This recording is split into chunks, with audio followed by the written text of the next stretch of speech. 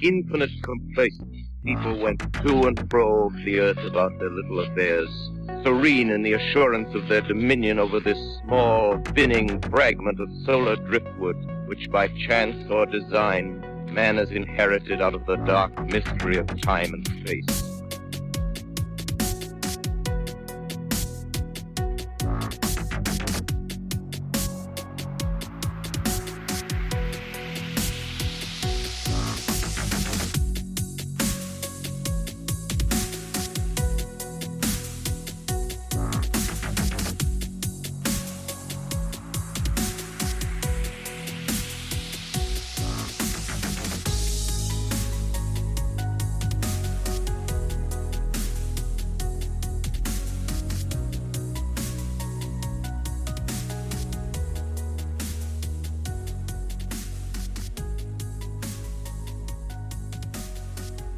Hello and welcome to another episode of Into the Fray.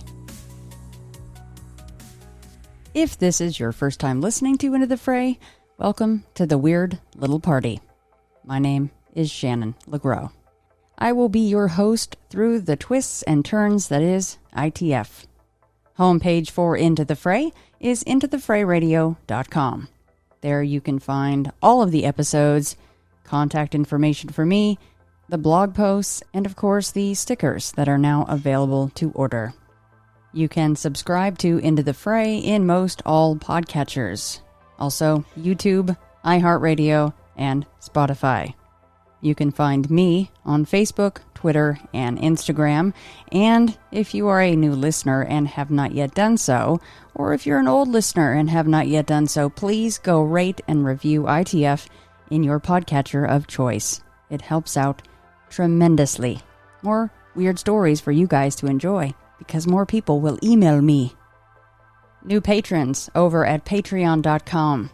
Christine, Jason, Kelly, Jurassic Mark, Corey, Lisa, Oscar, Carla, Ty, Patricia, Glenn, Aurora, Rick, Ted, Don, Jen, Brian, Charlie, Andrew, and Richard and Chuck both increased their pledge levels.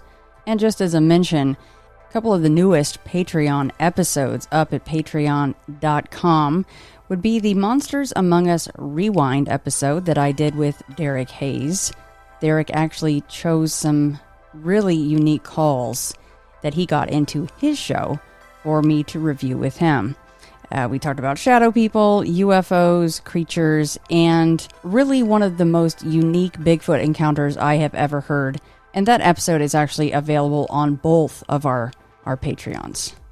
Also, specific to the ITF Patreon, one of the new ones is the UFO Video Showdown that had Sam, Ryan, and myself on a video chat together for the very first time. I showed and then we discussed many purported UFO videos, along with some of my patrons that decided to join in as well. At this moment, there are nearly 90 patron-only episodes, both audio and video. All of those episodes, along with the extra perks, are available to you instantly at even just the $5 level. There are higher levels, of course, which get you stickers, signed books, and more. So you can head to patreon.com and simply search Into the Fray. It'll pop right up and you can peruse the different pledge levels. And last but not least, coming October 9th to the Cash Event Center in Logan, Utah. From author John Olson, you've heard him on ITF before, he brings you Bridgerland Para X. I myself will be there not only speaking, but saying hello and signing books all day long. Other speakers include John Marshall, and of course John Olson, both of whom have been on ITF before, guys. Shane Daniels Jr. of Bear River Paranormal, Annette Bunce, and Mike and Melissa of Destination Mystery. More announcements coming, so keep an eye on the socials for more of that. I know they will have vendors and games, all sorts of things going on. We're still working on all the details for that. You can get in touch with John Olson if you are interested in being a vendor, by the way. He is on Facebook, and you can also join the Bridgerland Para X group on Facebook. So, Keep early October in mind to join us in beautiful Utah. All right, so before my talk with Tina, I want to apologize real quick for an audio distortion you will hear in the very beginning of my talk with her. It lasts only 1 minute, literally 1 minute. So just hang in there and it will clear right up. I want to thank Tina again for coming on. If you have a strange story that you would like to share on Into the Fray, contact me, Shannon, at intothefrayradio.com.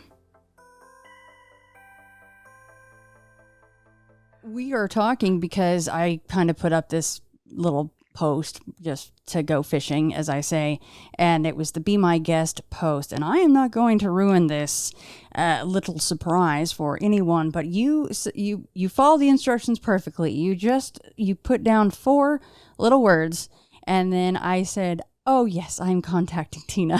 So that's all it took. So I am going to step aside, Miss Sena, and I'm going to let you tell your story. At the time, I was living with my grandmother, and so this is my childhood home that I grew up in, and it was before I moved out, and so I was coming back to her house, well, the family house, and I believe I left work. This was around 2000, just to set up the year for anyone who's listening. So I left work, I went to school, it was at UMass Boston, and then I was coming home, and the fastest way to get home to that you could walk without waiting for the bus was to get off at this particular station. And the station, I know, is in an old part of Dorchester Center where the natives would, which I didn't realize until I looked it up, the natives essentially told Codman, he's the namesake, that build there, basically, that it was a sacred space. But, of course, they didn't listen, so they built a whole entire, town there.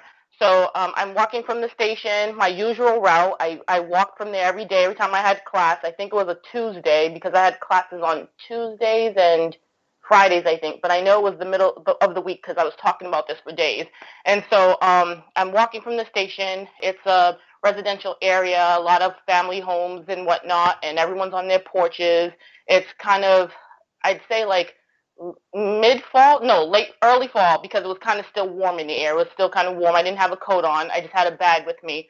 And I'm walking down the street, the usual, and people on their stairs, people are coming out of their cars from work or whatever they're doing, go up to their porches, just, usual thing that happens every night when you're walking down the street in any neighborhood in the U.S. So I get to the end of the street, and there was this old church, which has since been rebuilt, but it was like really Gothic looking. And when I got to the church, I realized that all of a sudden there was silence. The air was just devoid of sound, as if like, I don't know, like your ears are popping on a plane kind of thing. And then it was just silence. And it was something that stopped me in my tracks because it was really noticeable. It was like, okay, did I just go deaf, or did everything just stop? And so I remember turning around and looking down the street, and all of a sudden, all the lights are gone. It's all dark. People are no longer on their porches. They're not coming out of their cars. There are no lights on anyone's porches. There's no street lights, nothing. It's just total darkness all the way down the street. And if you live in Boston, you're just used to it. You're just like, oh, we're having a blackout. And so, but this eeriness, like this, where did everyone go? Why did it happen so quickly? Why isn't anyone outside saying, oh, there's a blackout or anything? But there was that under layer of, I feel like people who experience something paranormal always notice this layer where they know for a fact there's something weird happening. Above it, you're just like, okay, you're trying to rationalize, but underneath it, you're like, yeah, I know something weird is happening here. You just get that vibe. And so I was like, I'm just going to turn around and walk home as quick as I can. But as I turn around to walk, it's like all of a sudden there's this crackling and this static in the air. And it was this feeling like I was just stuck right in my spot. And that's when I realized, oh my God, something is about to happen, because it's the same feeling I used to get when I would have sleep paralysis episodes or something coming on, just that feeling like, oh my God, something bad's going to happen. And so I turned to the church. And I don't know why I turned to the church. I don't know why I turned to the right and looked in that direction, but something just made me turn to that direction. And I turned and looked at the church, and there is oh my God, just thinking about it's freaking me out. I'm sorry, it's daylight and it's freaking me out. But I turned towards the church, and all I see is this giant bush, which was like a giant hedge that pretty much like covered the whole front face of the church. They had this huge hedge that was about like maybe 10 foot tall. And I just saw the hedges part, and then this snout comes out like a, oh my goodness, like a elongated kind of like snout, like a wolf snout, like just a snout just comes out. And the hands are, the fingers are long, there's long nails, and it's just, and I'm like, oh my God, like I'm just staring at it, but I can't move. And then the head just pokes out further, and I realize this thing is like literally like 8 feet tall. It's got the top half of a man. It has a shirt on, which to this day cannot recall. I wish I could recall because it would have been funny if it was a plaid shirt. Because you know how that's the thing now. And I was just like, I wonder what shirt he was wearing because I can't recall. For some weird reason, I cannot recall the shirt. But it had a shirt on, and it had parted the hedges, and it just poked its head out and looked at me. And I'm looking at it, and I'm in my head, I'm like, I'm looking at a freaking werewolf. Like, there is no other thing on planet Earth that I have that looks like this. This is a werewolf. This is everything I've ever seen in a movie that resembles a werewolf. This is legit. I'm looking at excuse my language, I'm looking at a damn werewolf. Like, how is this possible? And I'm processing all these thoughts like a million miles, like a second, like in my head, like, okay, I can't run, so what am I going to, can I scream? Like, I can't talk, like, what am I going to do? Like, what if he jumps out and lunges at me and grabs me? I kept thinking all these things, but instead I'm just staring at him in his eyes, and it's like he had these, they weren't really red, that's the thing, they were more like a orangey yellow, like the orange was so luminescent it could have resembled fire, but it was more like an orange. And then it had little yellow specks or swirls in it, and they were bright because you could look right at the eyes and literally see the colors. Like the eyes were so piercing. And then it opens its elongated jaw like snout, and then all the teeth. And I'm just like, I'm gonna die. Like I can't move. There's like this weird static in the air. I can't hear anything. Like I can't move. I can't even move to turn to look left or right or anything. And there's this giant werewolf thing staring at me. And then all of a sudden, I don't know what happened. To this day, I like sometimes when I recall this story, I cannot piece together what happened between him opening up his mouth, like, and showing me his fangs, and then me suddenly running down the street. I cannot piece together what happened in between that space, but I just recall I'm running down the street into what is known as Codman Square. I'm literally running into the square, and I hit the square, and I get to the middle where like the road, there's like a huge intersection, and I get to the intersection, and I'm like, I look around, I'm like, I left my bag. And the entire time, which I should have said before, I had a purse that was on my shoulder. I had a black Coach purse, like a little leather purse, like a kind of like a tote bag on my shoulder. And I'm like, I'm not going anywhere without my bag because whatever that is going to grab my bag. They're going to know where I live. They're going to look through my things. Hell no. I need to run back and get my bag. So I'm just like looking around in the square. I'm like, do I see any police cars? Do I see anybody? Like, do I see anyone that'll walk back with me? Can I get help? Like, what am I going to say? And I don't see anyone. There's no one walking down the street. It's just cars driving. And I'm like, F this. I'm going back for my bag. So I turn back around and I walk slowly, because I'm just trying to assess the situation. Like, if something going to jump out at me, I need to get my bag. And Shannon, I get back to the street, and I will never for the life of me forget this. I get to the street. It's lit up again like normal. There's people on their porches. People getting out of their cars driving away and whatnot, and there is my bag sitting dead in the middle of the street, upright, just sitting there. Like, it's just sitting there, as if it was just placed there. It's sitting there. It doesn't look like I dropped it there, like it was thrown, nothing. It's just sitting upright, waiting for me. And I'm like, this is just, I don't know, like, what was actually going through my head at the time. I was like 21 years old at the time. But I just like ran up and grabbed my bag. I looked at the church hedges real quick. Everything looked normal. There was like no hole in the hedges, nothing. I just grabbed my bag and I ran. I ran all the way home. I did not stop. No matter how out of breath I was. I took track when I was in high school, but that still does not make up for the fact that I killed myself running all the way home. I ran straight home. I burst through the door. First thing I said to my mother and sister, who was sitting in the kitchen, was, I just saw a werewolf. That's literally what I said to her. I said, I just saw a werewolf. I just saw a werewolf. And my mother stops and looks at me like, is this like a joke? Or like my mother didn't know how to like, gather. She didn't know what I was trying to do, like if I was playing a joke on her or whatever. But my sister goes, first words out of my sister's mouth, I believe you. And the reason she had said that to me is because when we were kids, she had a similar experience literally in front of the house. So it's like she's had this with her for years. So she literally looked me in the face, said, I believe you. I believe you. And I was just like, oh my God, I legit saw a werewolf. And now watching a lot of werewolf films and like reading comic books and things, the only actual werewolf, like the actual design that I can tell you 1,000,000,000% resembles what I saw is the werewolves from Dog Soldiers. I cannot even watch that whole movie because the way they're designed in that film is exactly, I swear to you, Shannon, this is not an exaggeration. I'm not like trying to elaborate to make it sound cool or nothing. This werewolf that I saw looked exactly like the werewolves designed for the movie Dog Soldiers. Just the uncanniness. It was just crazy. And I don't have any explanation for it. I don't even know what to think of it. I didn't have werewolves on the mind as I was walking down the street. I wasn't drunk or on drugs or anything. Nothing crazy like that. I was just walking down the street from class, just thinking about all the things I have to do, and it happened. And oh my goodness, just thinking about it. I'm sitting in my room and I'm just looking around my room. I have absolutely no explanation for it. Nothing. I have nothing to tell you that would explain what happened at all. I absolutely love this story because I honestly, when you put on the Facebook group in the comments, you put, I saw a werewolf, and that was the thing that I wasn't going to tease there before we started. And I thought, well, maybe she means, dog man, but I sometimes use the words interchangeably, even though really they're not the same thing. But Tina, you mean a damn werewolf. That's exactly what you mean.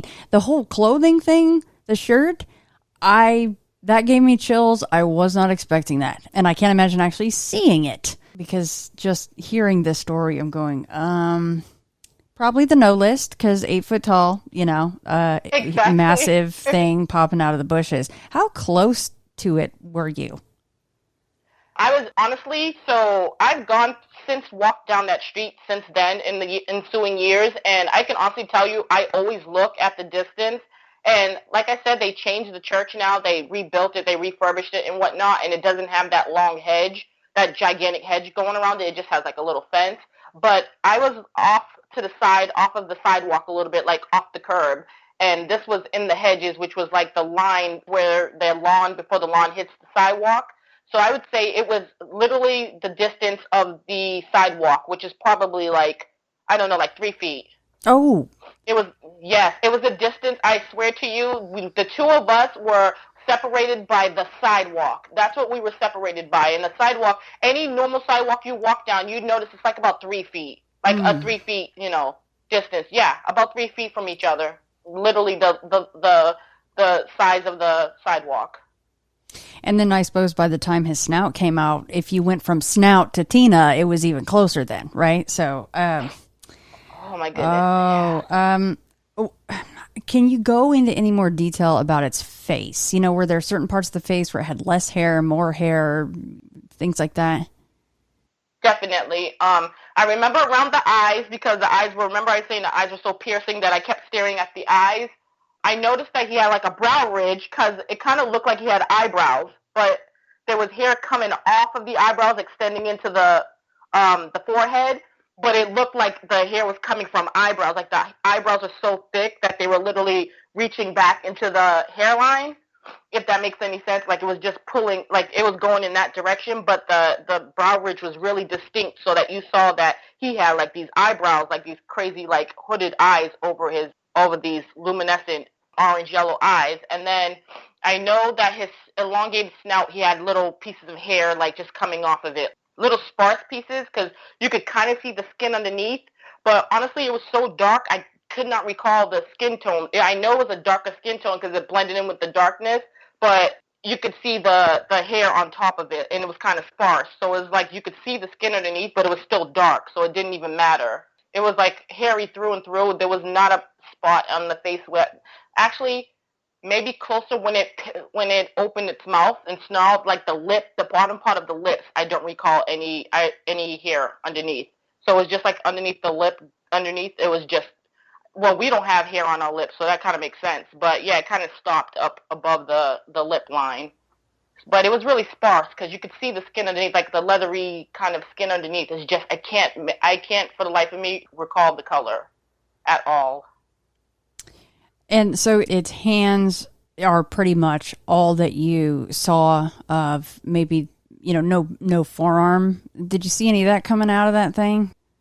Not really, because the way it separated the hedge and pulled the trees back, there was darkness beyond that. So all I saw was the sleeves of the shirt, and when it pulled its head out, the top collar of the shirt, and then the elongated, like the fingers were really long, too long. The fingers curled out on the side of the hedges and kind of wrapped back into the hedges, so it looked like it was grabbing onto the hedges. Like the fingers weren't just like laying on the surface of the hedges; they went back into the hedges. So they came out long. The nails were kind of like, it's kind of funny, but honestly, you know how when people get manicures and it looks like they have those stiletto nails, the pointy, kind of like, yeah, just like that. It's funny, but it's true. So it was kind of like long, elongated like that, and they went out, and then it's like he grabbed on into the hedges, and his nails and fingers went back into the hedges, like he just latched onto them.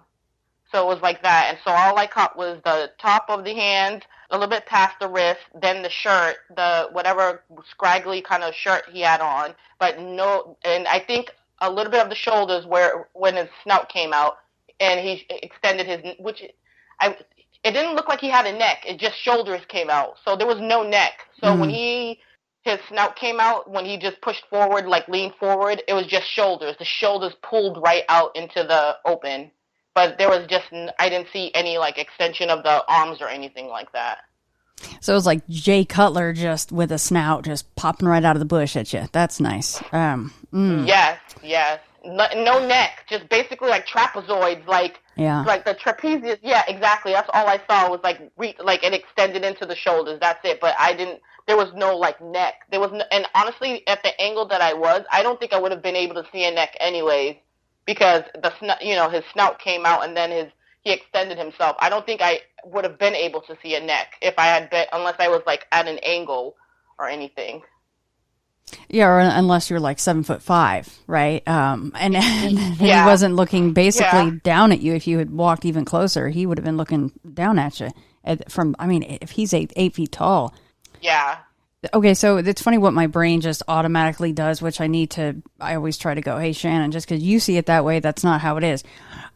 Not that I saw him in a wife beater or anything for the shirt, but I just heard shirt, so I just thought short sleeve shirt. I don't know why. But it actually had a long sleeve shirt of some kind on. Yes, it was definitely long sleeve because I saw the thing. That's when I realized, it's wearing a shirt. Like, that's how it came into my head, is because when the hands came out, and he grasped at the edges of the opening of the hedge. That's when the pieces of the fabric came through. So it was definitely a longer shirt because that basically came out when the hands came out. So it extended out, like I literally saw fabric on both sides. So it was definitely a shirt. And then again, so I'm 5'8", and obviously, and the reason I know he was about 8 feet is because I work in a hardware store and I'm consistently selling 2x4x8. I know what 8 feet looks like. Like I was kind of sure then, but I'm 100% sure now. The way he angled and like looked down at me, it's not like his body or anything angled. It's like the snout and everything angled right down at me. You know what I mean?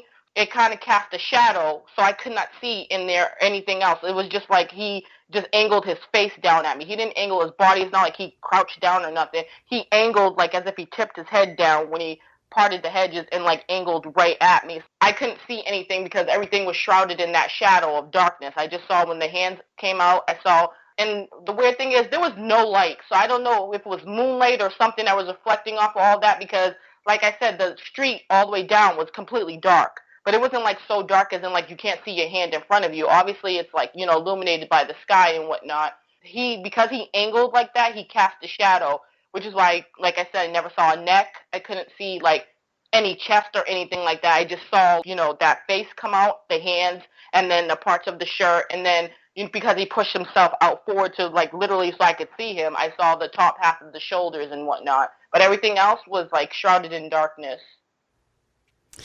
Now that thing is pretty damn scary just in and of itself, but did it make it worse that it had a piece of human clothing on? Yeah, because that's what it solidified for me. I was looking at a werewolf because I'm like, if it didn't have clothing on, I would be like, okay, it was like a dog-looking man thing. But when you see clothes, I'm just thinking like American Werewolf in London, like something like somebody just transformed and still had clothes on.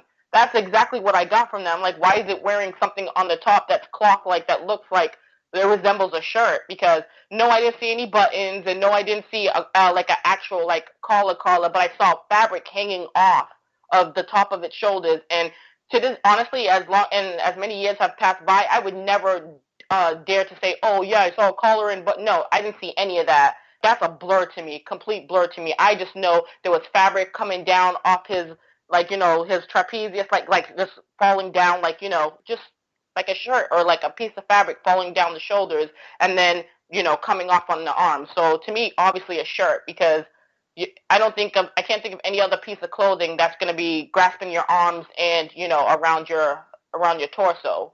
It wasn't like it was a monk's hood, and it wasn't like it was a dress or anything. It wasn't anything that you would think of, okay, this isn't covering his entire body. It was something that was literally covering the top half of him that I could see, like pretty much like a shirt. I think that'd be a pretty good advertisement for whatever shirt that was. Like, oh, look, this shirt can withstand a werewolf transforming from human to werewolf and back again. I'm sorry, I'm not trying to make light of this. It's terrifying, but... Oh. No, it's funny. But the way you're saying it, it's levity. We need some levity. But this thing... It didn't have any... I'm sorry. No, go ahead. I was saying it didn't have like an actual distinct kind of like shape around it. It just looked like it might have been like rags, or maybe it was kind of like torn or something, because it didn't have distinct armholes, like neat. You know what I mean? It wasn't like neatly cut. It was just hanging out. But it wasn't like something that was neatly, nothing with seams or anything. Oh, what the hell, Tina? Oh my goodness me. You poor thing. I don't think I'd want to see that thing. Not that close. I mean, 3 feet. Okay. We know how tall it is, and you're awesome to, you're like, look, I know exactly how tall this thing is, and here's why. That is awesome. High five. How about how far across you think he was around the shoulders? Oh, see, now that I can tell you for sure that when the arms parted and I could see like the top of the shoulders, no exaggeration, that was like a good 3 or 4 feet. Legit. It was a huge span. Literally like, I'm looking at my window in front of me now. I have a really wide window. It was literally like the length of my window. My window in front of me is about like 3 feet and some change. It was that wide. It was pretty wide. I didn't see the full shoulders, mind you. I saw the trapezius down towards the beginning of the shoulders and what looked like fabric on it, and then the way it parted. I'm talking about the partition when it parted the hedge, and the part that came out. That's how wide that was. So I don't know about anything else, how big he probably was, if his entire body came out of there or whatever. But it was pretty wide. Yeah. Well, I'm happy for you that you didn't see more of him. That he didn't just step out from behind that bush, and that he didn't step out, because forget that. Okay, the glaring thing here is this high strange aspect. Not that the werewolf in and of itself isn't strange. It's just the high strangeness of the eerie feeling, the static in the air. There's no people around anymore. It's totally quiet. The lights literally go out. What do you make of that?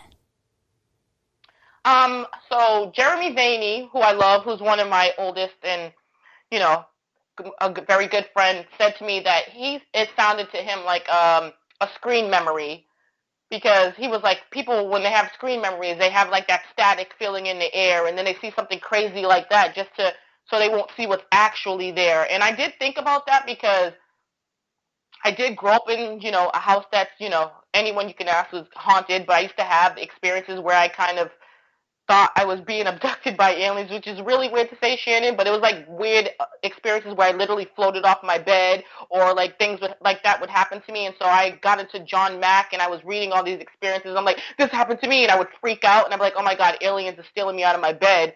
So I recall being younger in my room and having that same staticky feeling, which is why I was talking about people who deal with the paranormal are used to that feeling, that Oz effect where everything goes quiet and then there's a weird buzzing sound. So I was trying to like see like a similarity between that and, again, like when I had weird sleep paralysis or issues like when I was younger, like in the night, and it was kind of similar. So I kind of took what he said in stride, but I didn't see a spaceship. I didn't see anything that would lead me to believe like that extraterrestrials were trying to play with my mind. I didn't have any missing time, anything like that. It's just, I honestly, that's an explanation that I respect, but at the end of the day, I really think I saw a flesh and blood creature, and the reason I believe it is because when I was in middle school, I have an awesome teacher who was really intrigued by the fact that my sister and I lived in this huge house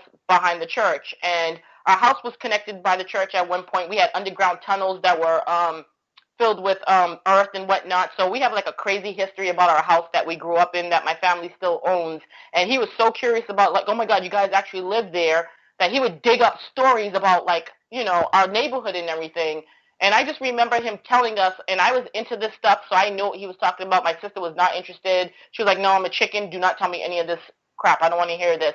But he would say, oh, yeah, you know, that the natives used to talk about skinwalkers in that area, and they used to tell people not to settle there. Don't, you know, make houses there. Don't put farms there. But no one ever listened to them, and they just did it anyways. And so I always have that in the back of my mind, like, okay, I lived here my whole life. People around here are just like whatever, because this is what we know. We're a modern society. We don't think of those things. But what about the people who lived here before? What kind of issues did they run into? What kind of things did they see because they decided to plant roots here? And is what he told me like 100% true, or is it just like old fables passed down? Because if I could believe that what I saw was a skinwalker, but why are you wearing like I don't know, a shirt? Unless it's like something that's old school, and to me, I perceived it as a shirt, but I feel like that kind of throws a little wrench in the, in the idea of it being some ancient being, because it was wearing something that I deemed to be modern. It wasn't wearing something that was like an old tunic or something. But then again, I could be wrong, because I'm saying shirt because it was a long sleeved shirt. I don't know. It could have been a tunic that was long sleeve for all we know. I'm not going to venture to say 100%, oh, he was wearing a tunic, when I really can't even recall the color. So I don't know. It's something that I know could be tied to the land there, very possibly, considering what I've researched and what I've been told. It's just I can't prove it 100% because those stories are old, and I don't recall anyone in my neighborhood ever saying anything about, oh, I saw a werewolf. I've heard crazy stories about people saying dogs running down the street with fire coming out of their mouths. I've heard people say crazy things about, like, for instance, my sister's experience where a man she thought was a werewolf. She always says werewolf, but he was basically beckoning her to cross the street to him. And, I mean, there are crazy stories in this neighborhood, but I've never, ever, ever heard anyone say anything similar to what I saw. It was beckoning her to come across the street to him? Yeah, my sister, she was like 8 years old. Like, to this day, my sister swears up and down, like, because, like I said, remember when I ran in the door and I said to her, my mother, I saw a werewolf, and she said, I believed you? I believe you. It's because she had an experience when she was 8 years old that she always says to this day was a werewolf. She, in her mind, werewolf. Like, that's what she calls this guy. But I can tell you that story if you want me to give you the details, because she's talked about it so many times. I literally know the story like I would love back of my hand. So she was 8. My family's home it's connected, but you can go in on both sides. So my grandparents on the left, if you're coming up into the gate, and my mom and them were on the right. So my little sister was at my grandparents' house, and my grandmother gives her a bowl of rice to run and bring to my mom. And it's around 8-ish at night. It's before we had to go to bed. So she's like, okay, I'm going to go home and bring this rice. And she's walking across the yard, and she hears like somebody beckoning her, like trying to get her attention. And she turns and looks towards the gate, and there is this man across the street. And she said he has hair almost like dreadlocks, but like, kind of Medusa-ish, because I guess the dreadlocks are moving. I don't know. and he had these flaming red eyes, and he had like this huge mouth with like all these fangs, like a mouth that was just, it's not like humanly possible to have a mouth that big with all those fangs. And he's just grinning at her, and he's got his hand in front of him, like beckoning her, like with that one finger, and the claw, she said it was like a long claw, like an elongated finger with a claw, and he was just beckoning her to come to him, like, just come here, come here. And she freaked out, she dropped the rice, she turned around, she ran back to my grandmother's house and started banging on the door, screaming and screaming and banging. And then my grandmother comes down and she tells my grandmother, I just saw a monster and whatever. And my grandmother was just, okay, you're a kid. My grandmother didn't, my grandmother never said to us, oh, you're losing it or whatever. She would just listen to you. And so my grandmother walked her across the yard, and my sister said he was gone. But my grandmother walked her across the yard and got her in the house, and my sister did not sleep all night. She kept waking me up to stay awake. She kept telling me, don't look out the window. It was like the summer, so we had to close the windows and the curtains. We put our books in front of the curtains so the curtains wouldn't move. It was such a scary experience that she was traumatized, and like I was traumatized with her because I believed her, and I was so scared we literally could not sleep all night. It was just something that lasted for a while where we were just thinking, okay, if we're going to go over my grandmother's, we're going to go home before it turns dark, because it just stayed with us. I was just like, I'm not going to run across the yard in the dark. And it's something that lasted for a while, because I don't recall ever leaving my grandparents' house in the dark until I was like 16 or 17. And I never saw what she saw, but I 100% believed her because she was traumatized. So she called it a man with dreadlocks, but when you told your story, yours seems more close to something that was basically totally covered in hair or fur. Did she say that hers was basically the same, or did she really just think it had mostly these moving dreadlocks on its head? Hers, the way she describes it is completely different, but she's convinced he was a werewolf because his mouth was so gigantic, like elongated, that with the teeth. So that's what she says werewolf because to her that's what she thought when she saw him, when he had that huge mouth with all the teeth hanging out of it. So yeah, she always says werewolf because of that. I saw like a classic crazy, I swear, like movie, like film werewolf, like an exact like werewolf, where she saw a man with an elongated mouth with all these teeth that she said like she didn't like so many teeth like just coming out of his mouth. And so for her, that was like, that's a werewolf. You know what I mean? So that was her description. That is an interesting thought from your friend about the whole screen memory thing. But I got to tell you, because you hear about the screen memories, and usually they're supposed to replace it with something that's a little bit more toned down. Like, I wonder if, whoever was in control that night, if we're assuming it's a screen memory, which we're not. I'm just trying to bring this up. Somebody needed to go, abort, you're going too far with Tina, you need to tone it down. Like, you're putting a werewolf with a freaking shirt on down there in front of her 3 feet away. Okay, so the family tie-in stuff is actually pretty darn strong. Yeah, like I said, I grew up in a haunted house. It's not, I don't throw it out there carelessly. It's just something that I know I have backup for, I have corroboration for, because every single person in my entire family has had a crazy experience in that house. So, that's literally, to me, it's just normal to say, yeah, I grew up in a haunted house. But we used to see crazy things all the time. So, like I said, this werewolf experience, even though it's crazy, it's not the scariest I've ever experienced. It's just crazy because I literally saw what I would consider to be a Hollywood monster. Like, to me, that's crazy. Like, the things I've seen, I've never seen anything that just you could throw into a movie. It was, I don't know, it was just crazy to see something I never thought in a million years I would ever see.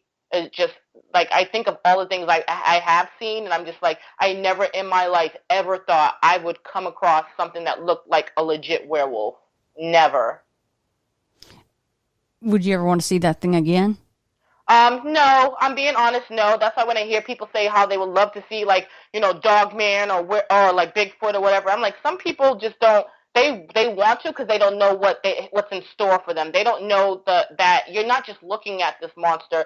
You're literally altering the air around you. They're not just going to show up and then disappear. They literally, like, disturb everything. They disturb, like, the air. They disturb your physicality. They disturb a lot of things it's like they're out of place and they don't belong there because you literally notice there's a disturbance in the force.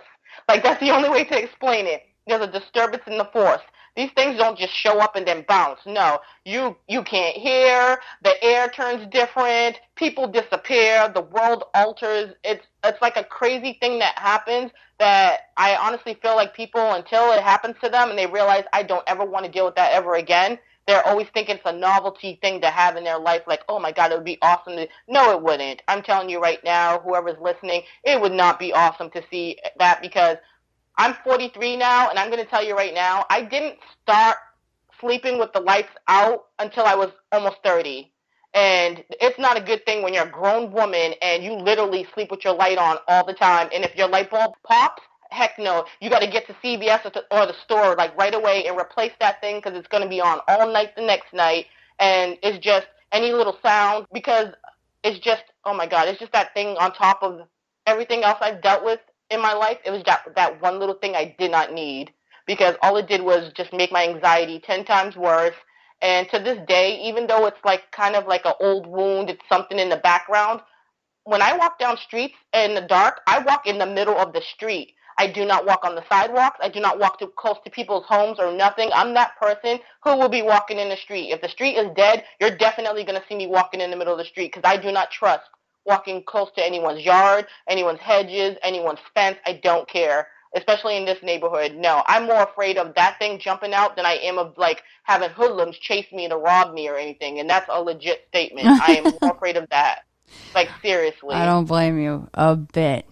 See that's so well said. Is that it's said all the time, be careful what you wish for, right? Because people tell me that all the time with the whole Bigfoot thing. And I totally get that, because I'll hear some of these stories and go, well, yeah, I want to see a Bigfoot, or I want to see this or that, but I don't want that situation. And guess what? You don't get to pick how you see things or what the situation is. And you certainly didn't choose to see one of these damn things within 3 feet. So, nope. No, a nope, a capital nope. Yeah, definitely did not pick that. Definitely did not think of all the things in the world I would want to see. Oh, I'd love to see a werewolf. No, never, never. Maybe a mermaid, you know what I mean? But not a werewolf. I think it'd be cool to see a mermaid, but I think if you're a dude, like, you're not right. Like, you're really not supposed to be screwing with mermaids if you're a dude. I think we'd be broing it up with them, but yeah, they're supposed to take the men folk down, and they're never seen again, right? With the mermaid situation, yeah, we would be fine, but the boys would not be. So yeah, no, they wouldn't. Which makes me think, with the werewolves, are the women fine? With Bigfoot, are we fine? Because these are mostly male or masculine monsters. Like, are we okay when they see women? What, like, you know what I mean? Like, maybe guys, yeah, they want to fight them or whatever, but I'm like, how many women have disappeared because of things like this? This is kind of like, this is not good, because all I thought the entire time looking at him is like, he's just going to snatch me up. And my mother and them are just going to know that I was on my way home from school. They're not going to even know what route I took or anything. Like, that's it. That's all they're going to know about me, is I disappeared on my way home from UMass Boston. Like, no, I'm good. That's just scary. And Tina, I know that you listen to plenty of shows. You do your own show, and it's something that I've asked so many times. When someone is in front of something that is just so large, and it's built for business, it can handle itself better than the biggest man could. I mentioned like a Jay Cutler or Arnold Schwarzenegger.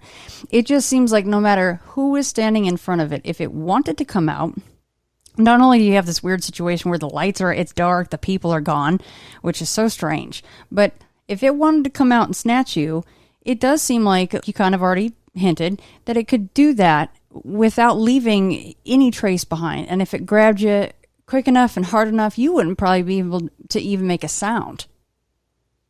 No. It really did seem... And the thing is, I don't know to this day if it was trying to...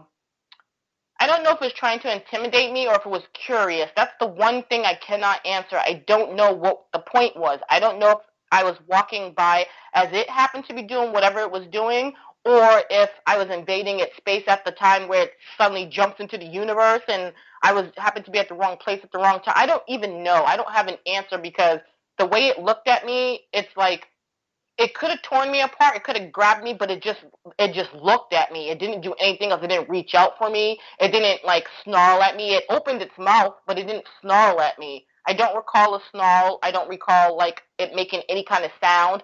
It just I don't know. I want to know. I wonder if it was just sizing me up, honestly. Like, what is this, or what is this thing walking by my space? Because I feel like it was probably just sizing me up, or what. It was curious. It didn't present to me like, even though it's something I've never seen in my life, and the first thought in my head was, oh my God, a monster, I'm gonna die. I just sometimes wonder, maybe it wasn't even trying to do anything to me. It was just probably looking at me like, what is this?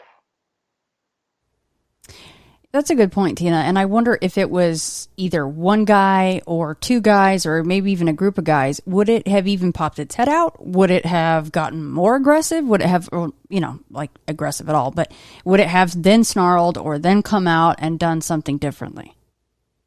Exactly. We'll never know until somebody calls you or calls Timothy Renner or anybody else or Wes or anyone and says, what happened was me and 5 of my guy friends, we're never going to know until somebody calls in and says something like that similar happened to them, and it happened to be a group of guys. I don't know. I just know I was one lone female in my early 20s who was just minding my business, walking home, and I don't even know what I did to... I don't know what I did to attract that. I really don't. I can't even recall what I was thinking, other than, I have so much work to do. That's all I remember thinking. Not anything about, I'd like to, see a werewolf. Never. Never. Well, what's a bummer is if that was supposed to be a screen memory, it would have been more pleasurable to just see a big owl or something, right? I mean, wouldn't that have been nice that evening instead of the werewolf? Yeah, true. That's what I'm wondering. I'm like, instead of appearing as a creepy creature, you should have just presented yourself as like some weird little old lady going through the trash, like a trash can or something. So I could have kept on walking on my merry way and didn't know that you snatched me up or did anything to me. But I don't know. It's just, I still think about it to this day, and it's just, there's way more questions than answers, and I feel that's what we're always left with, more questions. We never get answers. Well, you heard that first here, guys. We want to hear, Tina and I, we want to hear you either email me, get in touch with somebody and go, I threw down with a werewolf. That's what we want to hear. So get in touch because we want that story. Exactly. Okay, last thing about this story. What the hell is with the purse sitting up in the middle of the road like it had been placed there? Oh, my goodness. Shannon, let me tell you, I gave that bag away. So after that incident, so it was like, I don't know how to explain the style. Coach had these little tote bags made out of leather that you zipped on the top, and they had 4 legs on the bottom. So they do stand up. They had like 4 little metal legs on the bottom. But I had literally nothing in the bag. And then when you don't have anything in it, it like kind of topples over to the side because it's kind of empty. And all I had in that bag was like my wallet and like I think a notebook or something. I didn't have anything that would make it stiff and make it sit upright. Nothing in there, because every time I put it down next to me on the train, it would just like topple over every time. It was not sturdy at all. It was like really soft leather. And so to walk in the middle of the street and to see it stiff, to see it like literally pointing to the sky, that's the first sign to me that something creepy was happening, because I'm like, first of all, I wasn't standing that far into the street. It's literally on the dividing line in the middle of the street. It's sitting right on it, and it's stick straight. It's like literally pointing to the sky. My bag is like sitting straight. And so when I ran and I grabbed it, I thought it was going to be heavy or maybe something would be in my bag, but no, it was just my bag. It was light. And I grabbed it. I ran all the way home, and I just remember throwing it down. I was afraid to touch it. I was afraid to go in it and mess with it for a few days. And then when I finally did go in and look in it, it was my usual stuff in there. It was like, I think I had like a notebook in there. I think I had a Moleskine or something in there. I had a small notebook in there with notes, and I had some pens, a wallet. I can't recall everything else that was in there. I just know everything was at the bottom of the bag, so there wasn't nothing long enough that would have kept that bag sitting straight. There was nothing that was long enough to reach all the way to the zipper and maybe make that bag stand up stiff. Nothing. And I remember just throwing that bag in my closet. Every time I moved, I would throw that bag into like a bin. I never used it again. Perfectly good bag, barely used. cost me a fair amount of money, and I was just like, nah, I'm good with that bag. And then I remember a coworker saying she needed like a bag for work or you know, like for her other job, and she had to dress up corporate or whatever, and she needed like a nice dress bag. I said, I got something for you, and I just gave it away. So you can have my bag. She's like, do you want money for it? I'm like, no, just take the bag. You can have it. No, you're good. Here you go. Take my cursed bag. Yeah, you're like, oh, a monster touched this. Here you go. I mean, yep, if we're, I didn't tell the story, but I just said you can have the bag. It's all good. You don't have to pay me for it. Just take it. Oh my goodness, I don't even know what to make of that. That is a cool story. I mean, I'm sorry that happened and that it terrified you. You had to sleep with the lights on for many, many years. I would do the same thing, but it's holy crap, guys. There are some really amazing things out amongst us in this world, and they're just right there. And sometimes they just decide to pop right in and say hello and really screw our world up. At least our view of it can get changed very quickly. Yes, I agree with that 100%. The world is not the way we see it at face value all the time. There's a lot of deeper, crazier things going on. Would you mind, and only if you're okay with it, would you stay on long enough with me to tell what you said was maybe one of your scariest experiences? It doesn't matter what subject matter it was. Would you tell one more story? Sure, no problem, because I'm going to tell you this story because I recently got made fun of again because of something that has to do with this story. So I would like to tell this story so that this person can listen to this and stop hassling me about it. So I will totally tell you this story, which is one of the scariest experiences I ever had, just so that a coworker of mine can stop hassling me. So what happened was when I was a kid, I think I was about 8 or 9. I would say around 9 because that's when the Golden Girls first started. I remember that week the Golden Girls had just come out. So I'm thinking I was about 9 years old.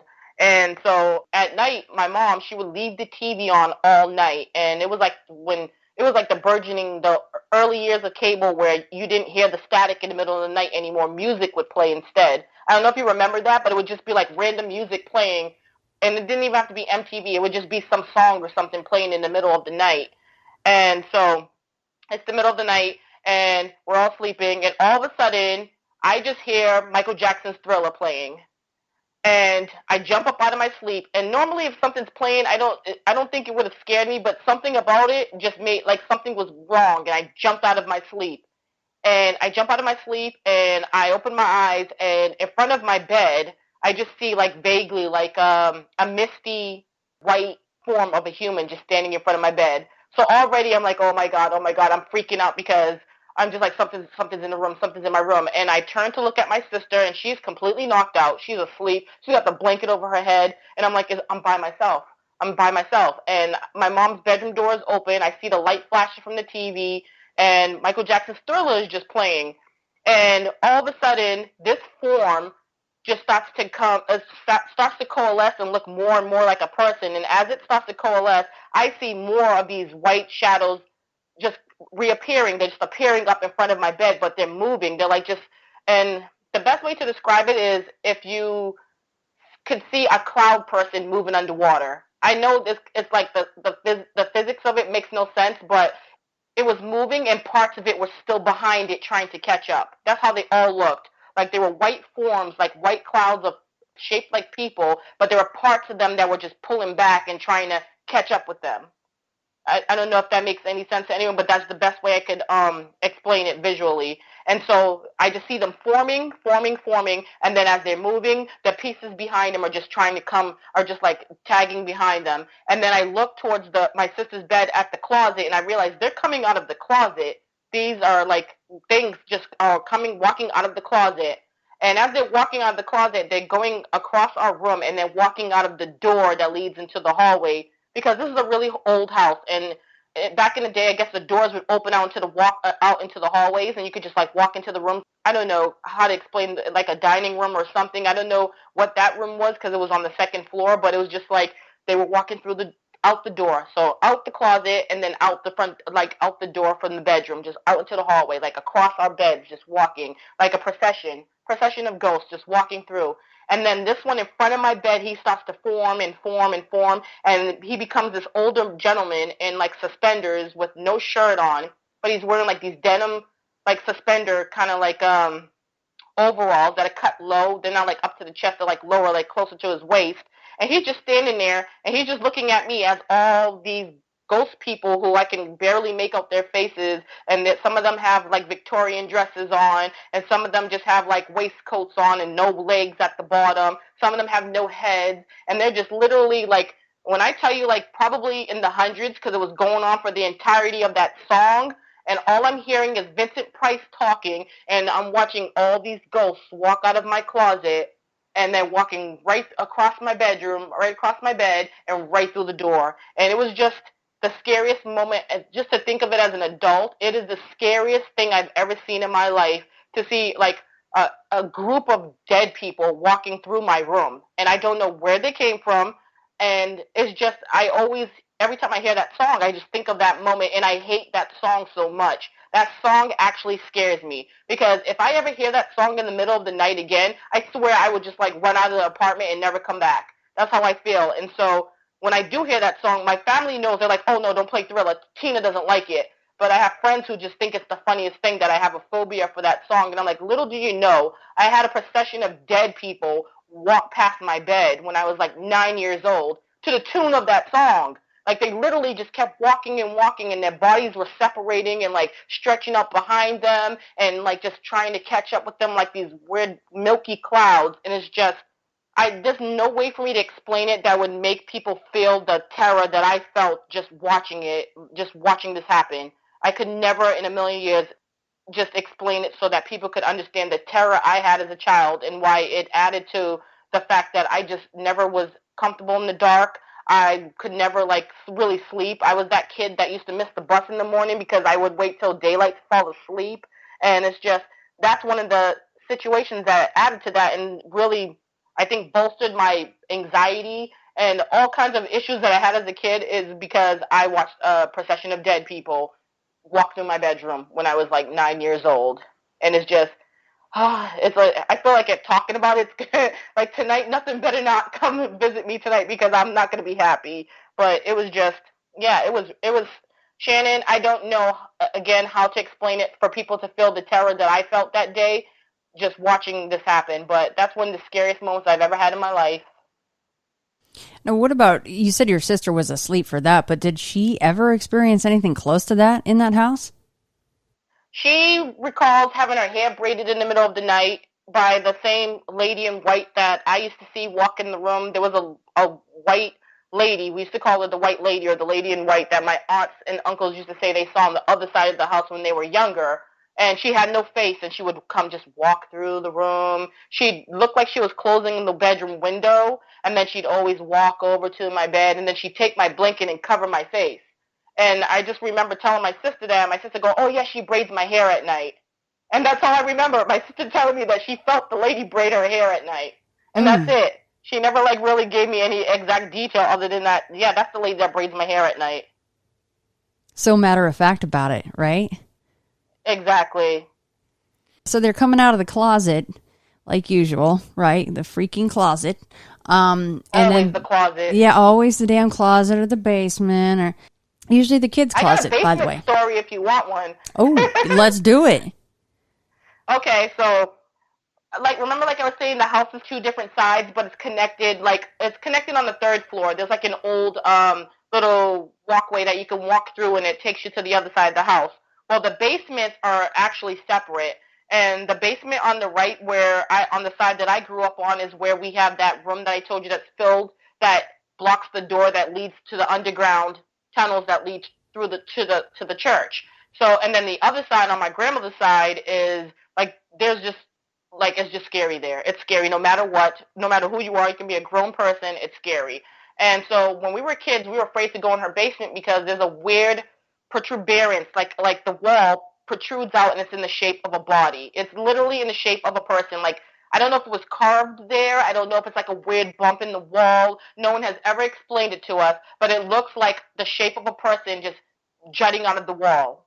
And it's like the weirdest thing ever. If I ever get the chance to go down there, like anytime soon, I swear I'll take a picture so people can know that I'm not making it up. It literally looks like a person jutting on the wall.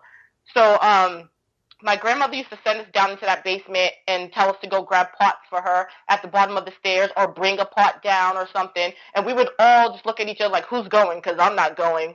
And she would get so upset with us. There's nothing in the basement. Just go. And we'd be freaking out like, no, you go, trying to, get each other to go. Like, I promise you I'll give you this. If you go, I'll give you my ice cream, or I'll, trying to just coerce each other.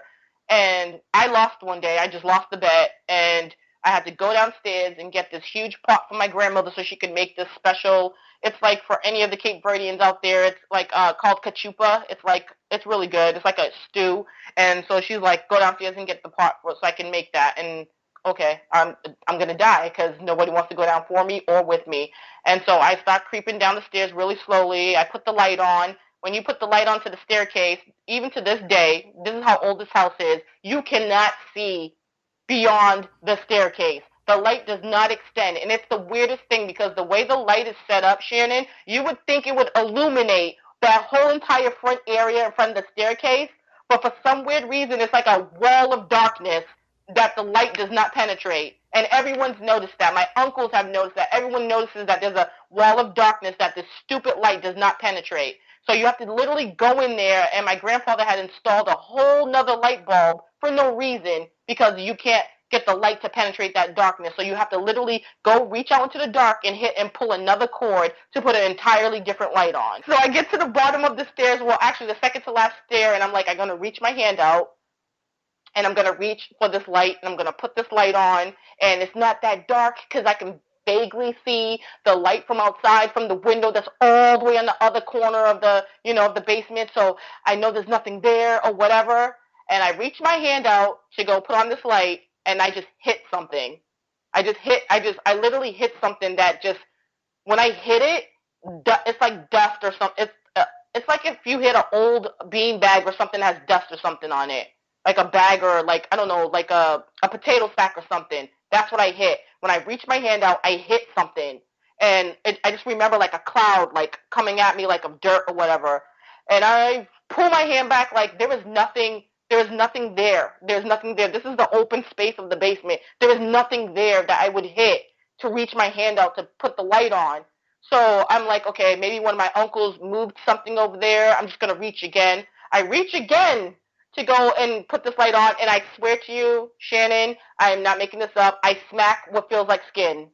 I smack something that feels like I hit somebody's chest, their chest or whatever, with no shirt, or maybe like a part of their collar or something. I just smacked something like skin. I did not hesitate. I didn't think twice. I turned around on that staircase, and I booked up them stairs like, screw this. I ran up the stairs. I ran up to my grandmother. I said, I'm not going to the basement. I'm not getting in. I was so defiant that I actually got in trouble. I said, I'm not going to the basement. I don't care. You can call my mother. I'm not going down there. There's somebody down there. I'm not going down there. She's like, there's nobody down there. You guys always put stuff in your heads.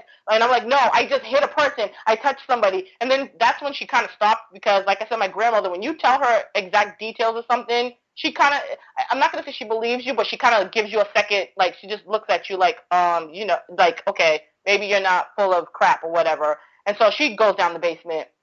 She goes down. It's taken a while. I'm thinking whoever's down there killed my grandmother because why didn't my grandmother come back upstairs yet? There's a murderer downstairs. I hit him. He's pissed. He killed my grandmother. She's not coming back up the stairs. So I go into the hallway and I look down the staircase, and here comes my grandmother up the stairs with the pot, and she's mumbling under her breath how we're chickens, and she doesn't know where we got this from, that she's not scared of nothing, that her whole entire life she's seen ghosts, she's seen this, she's seen that, she's never been scared of the dark. She doesn't get why these new kids, these Americanized kids, are so scared of everything. She's giving this whole speech under her breath coming up the stairs all pissed off. And she's like, there's nothing down there. There was nothing down there. You made me go down there for nothing. There was nothing down there. And to this day, I'm telling you right now, I love my grandmother. My grandmother's one of my favorite people on the planet. But my grandmother does not know what she's talking about because I smacked something that felt like a person was purposely standing in front of me, blocking me from, putting the light on.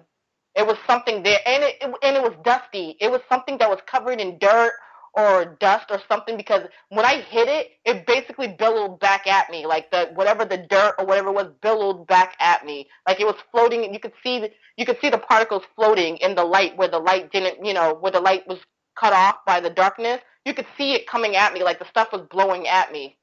and to this day, I don't know what the heck it was. Maybe that was your friend visiting with the overalls and no shirt, and he's just like popping up everywhere now. He needs to calm down, doesn't he? I don't even want to think about that because I saw that thing one more time, and that's why it's funny because so The Haunted of Hill House, the show that was on Netflix. Mm-hmm. Did you watch it? Sure did. I think I recall you saying it. I just wasn't sure. That's why I want to make sure I'm right that you did see it, so you know what you recall the floating man, right, with the top hat. Oh my God, guy with that was very well done. That was a very scary element. So my aunt told my mom that she needed to watch that show because it reminded her of their childhood, of all the things they dealt with in our family's house. And my mom was afraid. She refused to watch the show. And I told my mom the same thing. I said, when I watched it, it reminded me of all the things me and my sister dealt with when my mom was at work and we were home alone, all the things we heard and saw. And my aunt corroborated and said, oh, my God. She's like, you need to watch it. That's our childhood. That entire movie is our childhood in this house. I'm telling you, you're going to freak out. And one of the things that she reminded me when she told my mom that I had tried to ask my mom about it, but my mom's such a chick. She's like, I don't want to hear it, is there was kind of a guy that did float around in my house that I did see like once or twice. I only say once or twice because I don't know the second time if it was the same thing. It kind of resembled the same guy, but it wasn't overall guy. I just remember a guy in a suit that didn't walk, that floated, that just kind of like dragged across the floor. So I always wondered in the back of my head, is my aunt talking about the same thing? Like I didn't ask her about it because some things my family doesn't want to talk about, like really scary things they do not want to talk about. They'll cut you off. They'll go, I don't want to talk about it. I don't want to talk about it. But I'm like, did she see the same floating guy? Because the way she described it to my mom, like that's us in the house, the guy floating across the floor and whatever. I'm like, oh my God, I remember something like that. That's the part that scared me. I remember like a guy that used to float around, like he wasn't evil or mean or nothing. It's like he was residual because he didn't really look at me or nothing. But I just recall he didn't walk. He just like dragged along the floor. And I'm just like, oh my God, I wonder if they saw the same thing, and that's why it reminds my aunt of their childhood. Yeah, that dude in that show dragging his toes, and yeah, he's just whenever I'm like, not this guy again. That stuck with you when you saw that, so I can't imagine actually seeing anything like that in person. Holy smokes, Tina, that place is active. Yeah, it really is. The weird thing, too, I can say is, which my family does agree with, since my grandfather's death, we always say that it's not as bad as it was because we feel like my grandfather's there. When we were younger, we felt like there was like a malevolent spirit there. Like my brother and I had a similar situation with a Freddy Krueger-like thing. So we always thought it was just bad. Everything there is bad. Everything there is evil. But then when my grandfather died, my mom and all of them admitted it was like a weight had been lifted. Like, yeah, you still hear things. Yeah, you might still see things, but you're not scared anymore. We always feel like it's because my grandfather's there. It's so hard to explain, but it really legit feels that way because I'm not scared in that house anymore when I go there. I don't get a bad vibe anymore. And I slept there one time, which was years ago, but that time that I slept there, it wasn't the same as when I was a child. And I was just, I can't wait for daylight. I'm going to keep looking out the window to daylight. It wasn't any of that feeling. I literally fell asleep and I slept like a baby. So I feel like there's a good presence there, and we always attribute it to my grandfather, and maybe it is him, but it's like there's a good presence there, and a lot of the things that we saw and experienced when we were younger they're not there anymore, or they're being kept at bay because we don't see them or experience them. The newer kids in the family don't see crazy things like that. They're not afraid. So it's like, I don't know if all that stuff has faded out, if it was only there for a certain time because of certain, hormones or my grandparents had 11 kids, so it could have been something to do with that, or I don't know what it is. I can't pinpoint it. I can't give an answer, but I just know that it's a lighter feeling now when you're in that house. Yeah, maybe your grandfather's handling business, right? Like you're not going to be scaring anybody anymore, guys, so calm it down. I would totally believe that because my grandfather was badass. My grandfather was a huge dude and nobody messed with him. So I feel like in the afterlife, he's the same way. I'll bet he is. That's pretty cool, actually. Yeah, if you ever think about it and are down there or want to go down there, that would be pretty neat to see the the body-like protrusion from the wall. I don't know if I've ever heard anything like that. We've seen Han Solo in Carbonite before, but I don't know if I've ever heard of such a thing in a house. Yeah, it looks literally, the best way to describe it, because it's not exactly a defined person, it looks more like a sarcophagus kind of thing pulled out the wall. That's the best way to describe it, like an Egyptian sarcophagus-like shape coming out of the wall. But you can make out the distinct shape of a head and the distinct shape of a human body going all the way across the wall. And ever since we were kids, we always asked my grandparents, what the heck is that? And they're like, oh, it's just a thing in the wall. But I'm like, it looks like a damn person buried, like a person that got plastered over in the wall. It makes no sense. It's just the weirdest, most uncanny shape coming out of a basement wall. It just makes no sense. It makes no sense. What if this whole time it's literally the body, and just, exhuming that could have just fixed everything, and no weird things to smack into in the basement when you can't see. And I mean, that's a stretch, but my goodness, just the thing in the wall, that is a very unique addition to a house. But you mentioned the man that was fascinated with you guys' property and the area and the land, and him kind of espousing this history lesson on you and telling you, hey, like, there's not even supposed to be buildings here. This land has all kinds of stuff going on it, which we hear a lot of times going down. I mean, let's face it, there's a lot of good and bad stuff that's gone down on lots of parcels of land across the U.S. But I will say, you guys over yonder there, East Coast, have a lot more history than we do out here, and a lot darker history too, obviously. I mean, you're in Mass, you have Salem witch trials out there. There's all kinds of things that have gone down within proximity to where you are. So pretty fascinating stuff.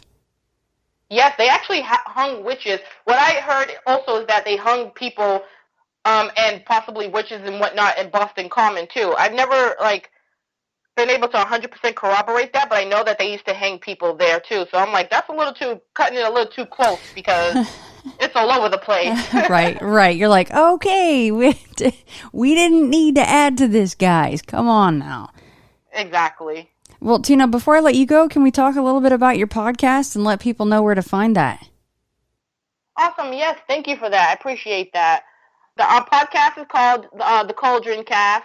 Basically, what we do is we just talk about, we are not experts. We're students of the paranormal. That's how we present ourselves. But we're 100% intrigued with it. Like everyone else, we've all had experiences. Casey Davis Folk and Christy Davis, they both grew up in a haunted house.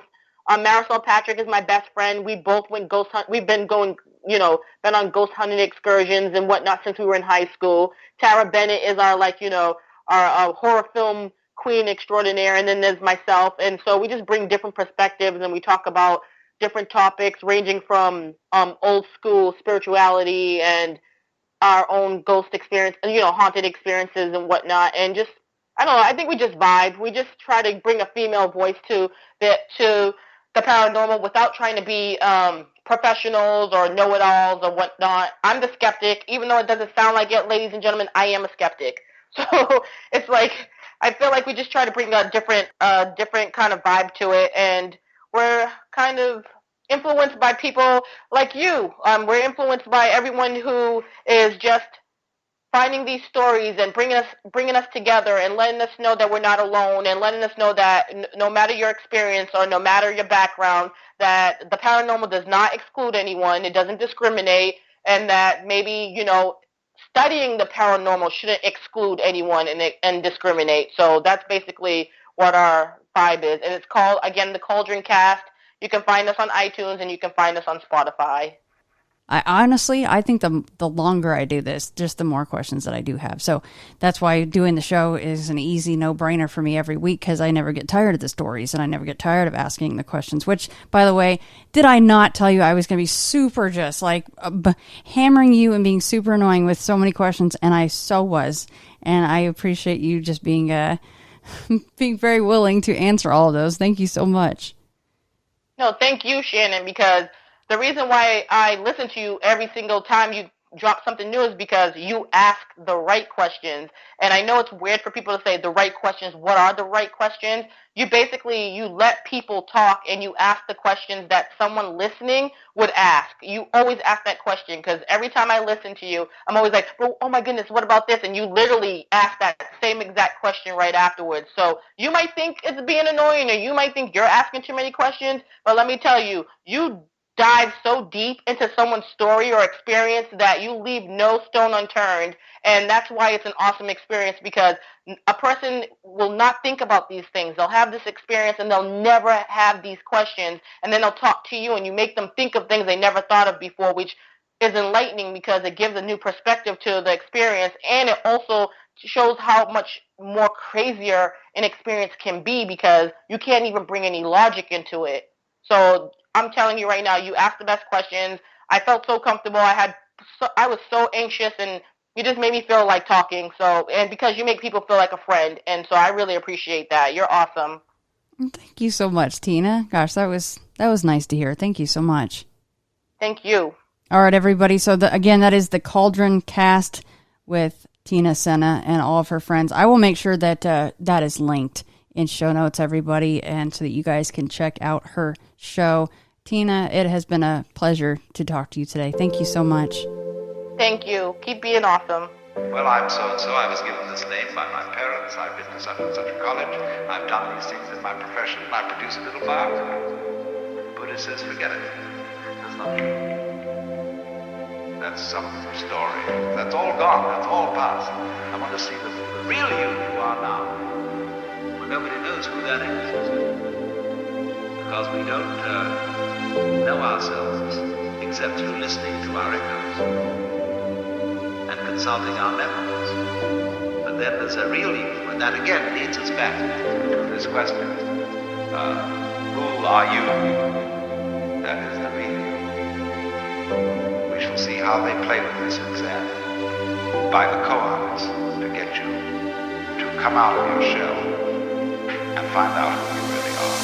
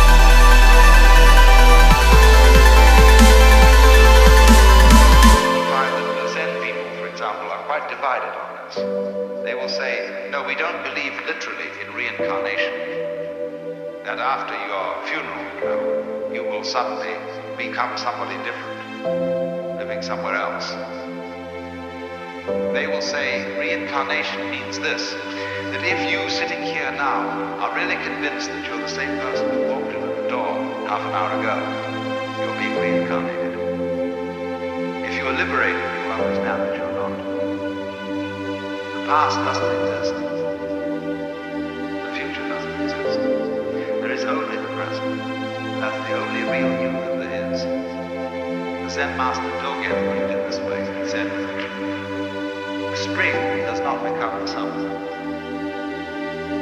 First there is summer, and then there is spring.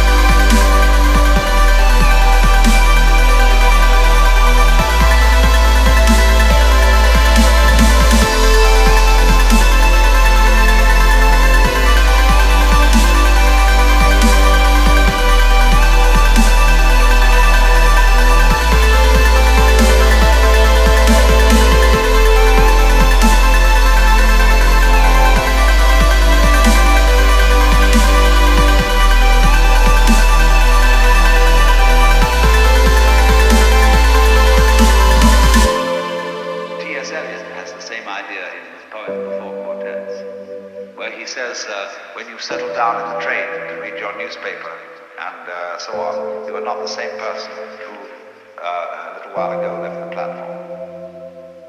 If you think you are linking your moments up in a chain. And this is what binds you to the wheel of birth and death. But when you know that every moment in which you are is the only moment, this comes into Zen. The master will say to somebody, "Now get up and walk across the room." And he comes back and he says, "Where are your footprints?" They've gone. So where are you? Who are you? When we are asked who we are, we usually give a kind of recitation of a history.